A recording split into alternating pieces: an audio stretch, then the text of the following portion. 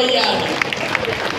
నీ రాజ్యానికి వస్తా, నీ కోటకు వస్తా, కానీ నీ కోటలో పూజ చేసేందుకు నాకు అమ్మవారి గుడి లేదు కదా అన్నాడు ఆ మరాఠా వీరుడు. రాత్రికి రాత్రి నీ కోసం గుడి కడతానన్నాడు. గోల్కొండ కోట గర్భగుడిలో అమ్మవారి గుడి. మరి నా సైన్యం సంగతి ఏమిటయ్యా అన్నాడు. నా సైన్యం మీ సైన్యాన్ని నేను నా సొంత మనుషుల్లో ఆదరిస్తాను. మహేశ్వరం, మాంకాల్ మహేశ్వరం అని ఉన్నది. ఆ మాంకాల్ మహేశ్వరం దగ్గర భానూర్ అని ఒక ఊరున్నది. ఆ ఊరిలో మట్టి కోట కట్టి వాళ్ళకు ఆశ్రయం కల్పిస్తా అన్నాడు. ఆ సైన్యంతో ఆ మరాఠా వీరుడు ఛత్రపతి శివాజీ ఇదే దారిన నడుచుకుంటూ వెళ్ళాడు. ఈ దారిన నడుచుకుంటూ వెళ్ళి శ్రీశైలంలో అమ్మవారిని ధ్యానించాడు. అమ్మవారు ఆయనకి భవానీ ఖడ్గం ఇచ్చింది. ఆ భవానీ ఖడ్గంతో ఆయన శిష్ట రక్షణ, దుష్ట శిక్షణ చేశాడు. ఆ ఛత్రపతి శివాజీ నడిచిన దారి ముందు నుంచి వెళ్ళింది. మీకు నేనేం మార్గదర్శనం చేయాలి? మిత్రులారా,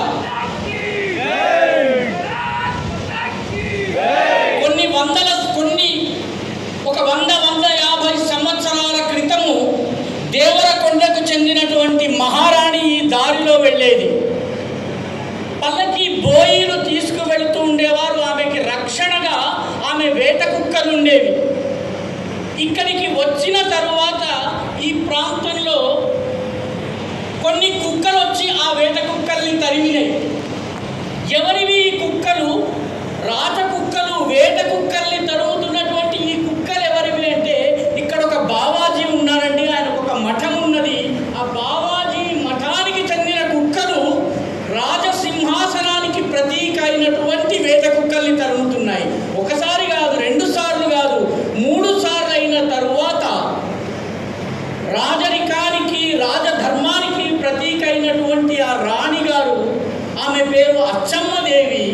ఆ అచ్చమ్మదేవి ఈ బావాజీ మఠానికి వచ్చి ఆ స్వామీజీ పాదాల ముందు మోకరిల్లి, స్వామి నేనేం చేయాలి చెప్పండి అంటే, ఇక్కడ ఒక ఊరు నిర్మించమ్మా, నీ పేరు మీద పెట్టుకోవమ్మా అంటే, ముందు ఆవిడ ఉత్తరాన, దక్షిణాన, తూర్పున, పడమరన 4 చెరువుల్ని తవ్వించి ఊరిని నిలబెట్టింది. ఆ ఊరే అచ్చమ్మపేట.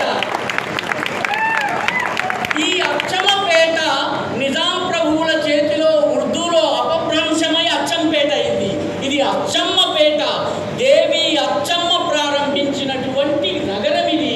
ఈ నగర ప్రజలకు, ఈ పట్టణ ప్రజలకు, ఈ పురవాసులకు నేనేం మార్గదర్శనం చేయాలి?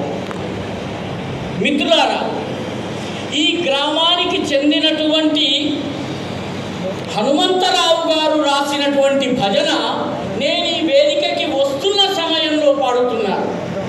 ఈ గ్రామానికి చెందినటువంటి నరసింహయ్య శర్మ గారు కాశీకి వెళ్ళి కాశీలో వ్యాకరణం నేర్చుకొచ్చి దేశంలోనే అత్యంత ప్రముఖులైనటువంటి వ్యాకరణ శాస్త్రిగా నిలబడ్డారు.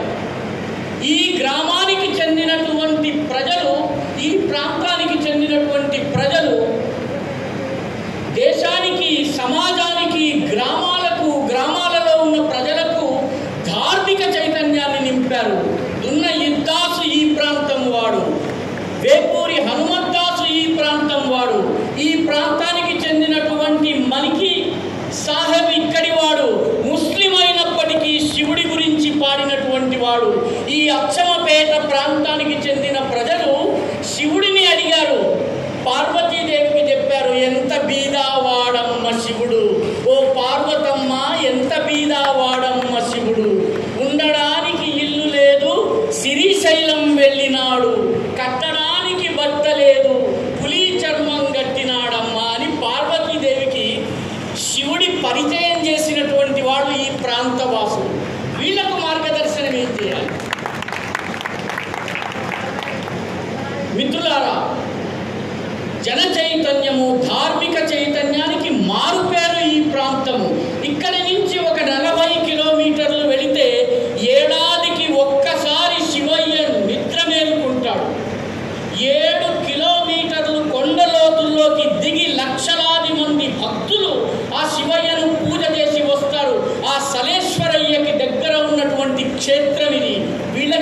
మార్గదర్శనం చేయాలి.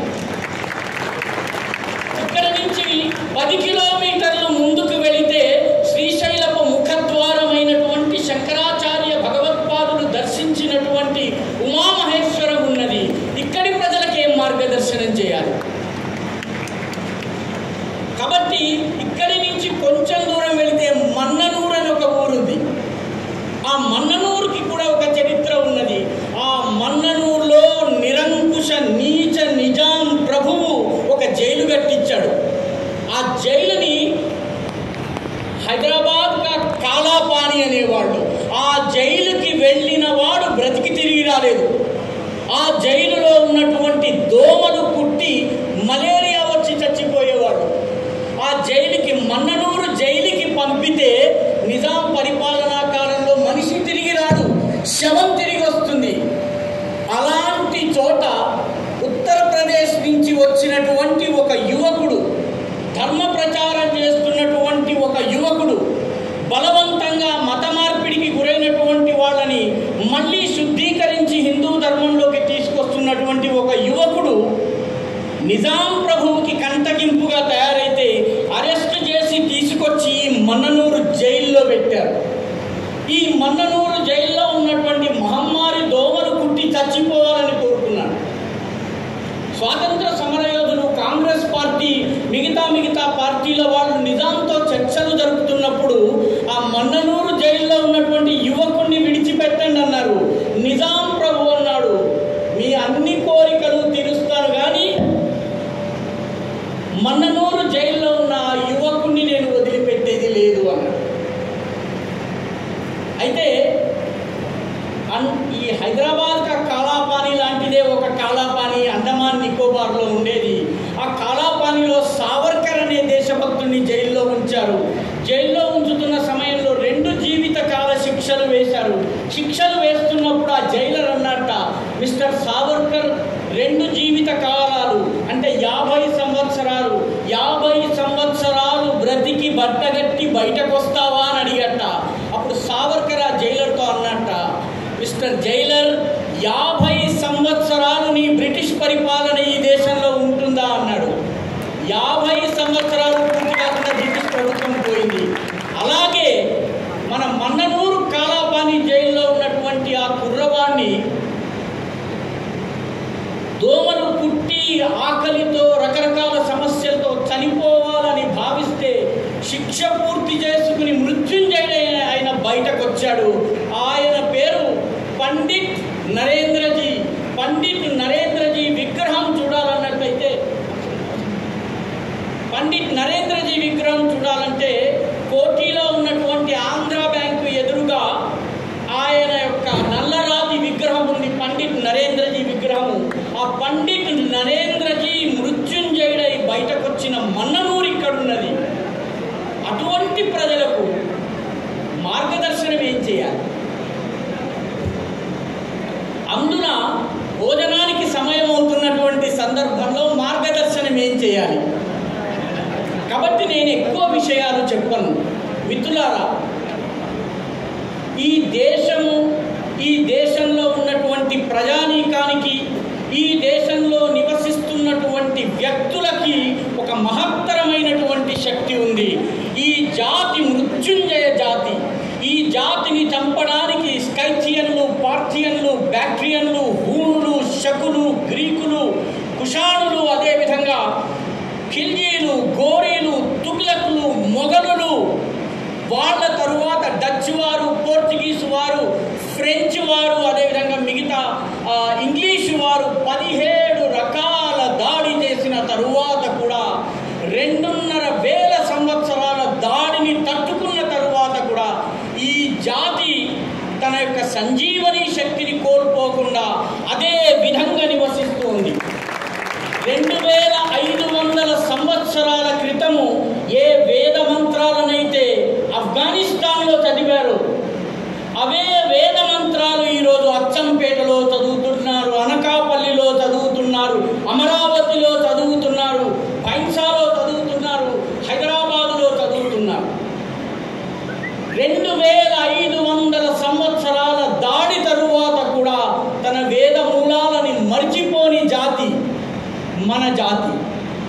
అనేకానేక పోరాటాలను ఎదుర్కొన్నటువంటి జాతి మన జాతి. నైజాం పరిపాలన నిరంకుశంగా సాగుతున్నటువంటి సమయంలో ప్రజలకు ధార్మిక చైతన్యం చేయడం కోసము ఉత్తరప్రదేశ్ నుంచి 2 సాధువులు వచ్చారండి. వాళ్ళిద్దరూ వచ్చి ఇక్కడ మామూలు గృహస్థులుగా నివసిస్తూ మెదక్ జిల్లాలో చక్ర భజనతోటి రామాయణం నేర్పించడం మొదలుపెట్టారు. మిత్రులారా, 135 గ్రామాలలో ఈ రోజుకి వాళ్ళు రాసినటువంటి చక్ర భజనకి సంబంధించిన పోటీలు జరుగుతాయి. కాబట్టి ఈ జాతికి పోరాటం చేయడం తెలుసు. ఎంతమంది శత్రువులు వచ్చినా చెట్లు